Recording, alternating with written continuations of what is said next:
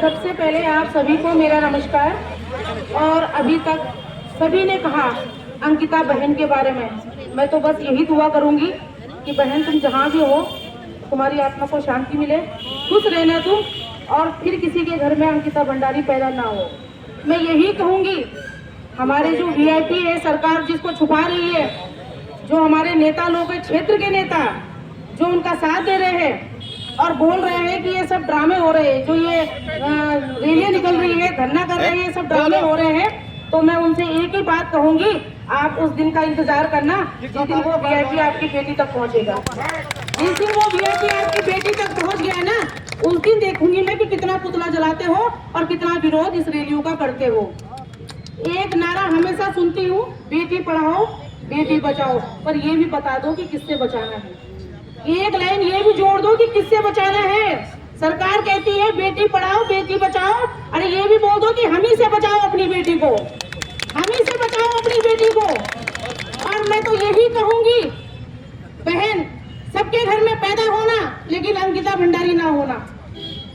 फिर अगर किसी के घर में अंकिता भंडारी हुई ना, तो अभी तो ये रैली निकली है, कहीं ऐसा ना हो कि एक दूसरे के घर में आग लगाना शुरू हो जाए, क्योंकि जब अपने घर में आग लगती है ना तभी ज्यादा दर्द होता है।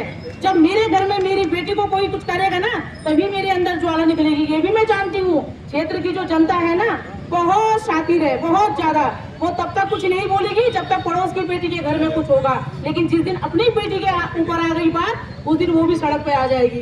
तो मैं यही कहूंगी कि बहन, कहीं तुम्हारे घर में अंकिता भंडारी ना आ जाए, इससे पहले समाज पूरा विकास के लिए, मैं पहले भी कह रही हूँ, विकास कुछ भी हो, चाहे हमारे चिल्ला खाल की रोड हो, चाहे अंकिता भंडारी को न्याय हो, चाहे वो अन्य कोई भी विकास हो, सभी में हम क्षेत्रवासियों को एक होना चाहिए। सारी राष्ट्र जो जगह होती है उनको हम क्षेत्रवासियों की जरूरत नहीं है, वो तो सिर्फ हम डिस्पोजल है। जब उन्हें जरूरत पड़ती है वो हमें याद करते हैं, जब उनका काम हो जाता है वो हमें भूल जाते हैं। तो हमें अपनी क्षेत्र की जनता को एक साथ लेकर चलना चाहिए और एकजुट होना चाहिए, क्योंकि फिर दोबारा अंकिता भंडारी नहीं होनी चाहिए हमारे उत्तराखंड में। और बाकी मैं यही कहूंगी, सभी का धन्यवाद जो यहाँ पर आए, और जो लोग नहीं आए वो तैयारी कर लीजिए कि वो वीआईपी अपने घर पे ही बुला दीजिए। मैं तो यही कहूंगी वीआईपी को अपने घर में ही बुला दीजिए और फिर आपके आने की यहाँ जरूरत नहीं है।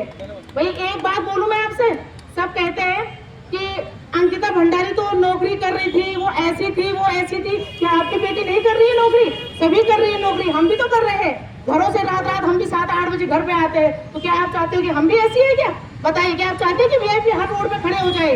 तो मैं तो यही कहूंगी कि जितने भी हमारे नेता लोग हैं, क्षेत्र नेता लोग, जो हमारे अंकिता भंडारी को न्याय दिलाने में हमारे साथ नहीं है, वो अपने घर में ही बुला दे उनको। धन्यवाद। मुर्दाबाद मुर्दाबाद मुर्दाबाद।